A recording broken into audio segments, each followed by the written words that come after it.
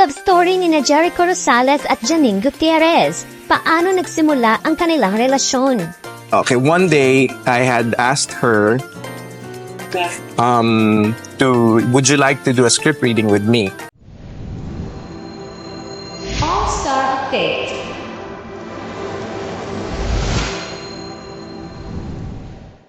Kinilig at pinusuan ng mga netizens ang kumpirmadong relasyon ni Jericho Rosales at Janine Gutierrez.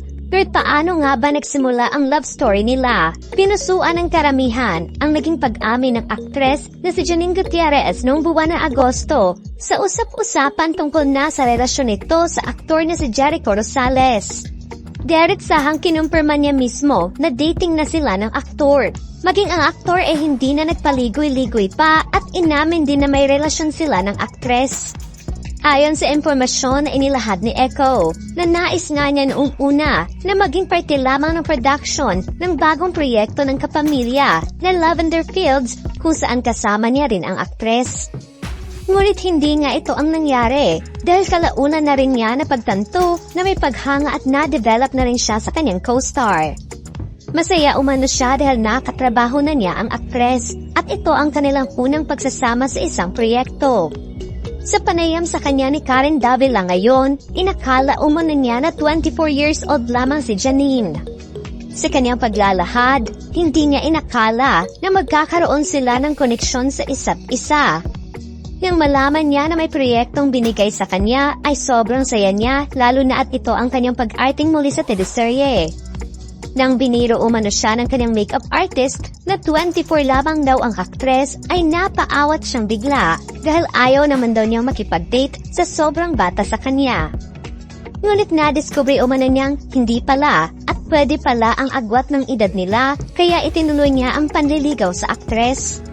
Sa sobrang bait umano ng aktres ay napahanga siya dito.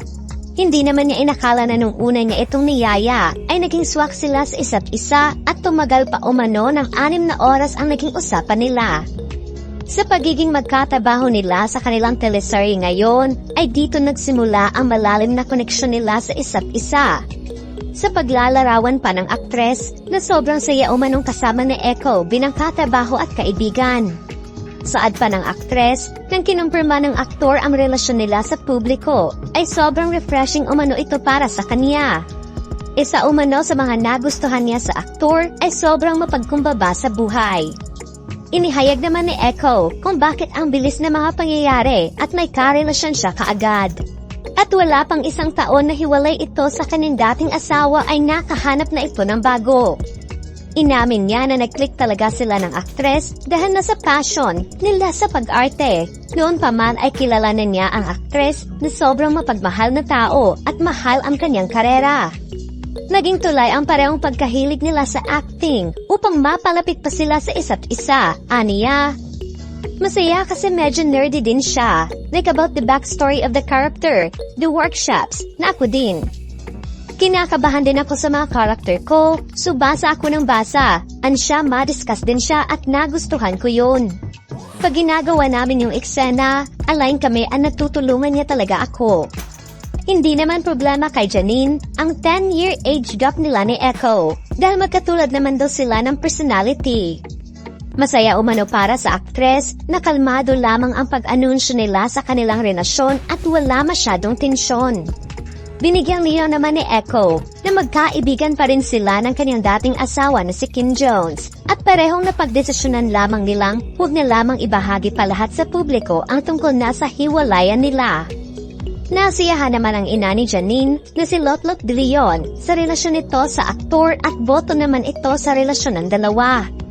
Masarap umano sa pakiramdam na pinagmamalaki nito ang kanyang anak bilang kasintahan. Tanggap naman sa kanila at bukas sa kanilang pamilya ang relasyon ng dalawa ngayon. Ikinatuwa naman ng couple ngayon na marami ang nagbigay suporta sa kanilang relasyon. Hirit pa ng mga netizens na sobrang bagay umano ang dalawa at sana'y endgame na nila ang isa't isa.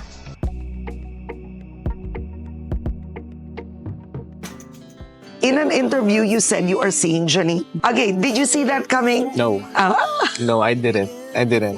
When I heard about it though, I was so happy. Oh, really? Because I already interviewed Janine and she just has that beauty, that purity, that innocence. It just glows. Yeah, I agree with you on that. Like the purity part. Yeah. And so pure that I thought she was 24.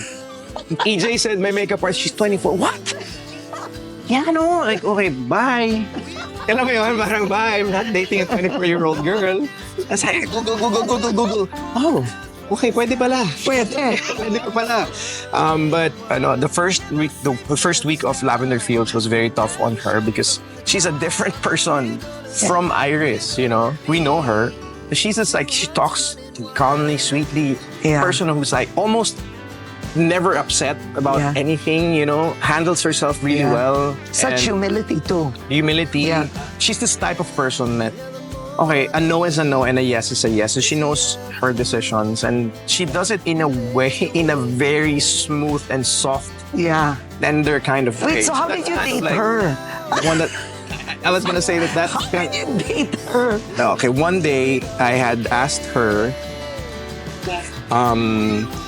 would you like to do a script reading with me? That's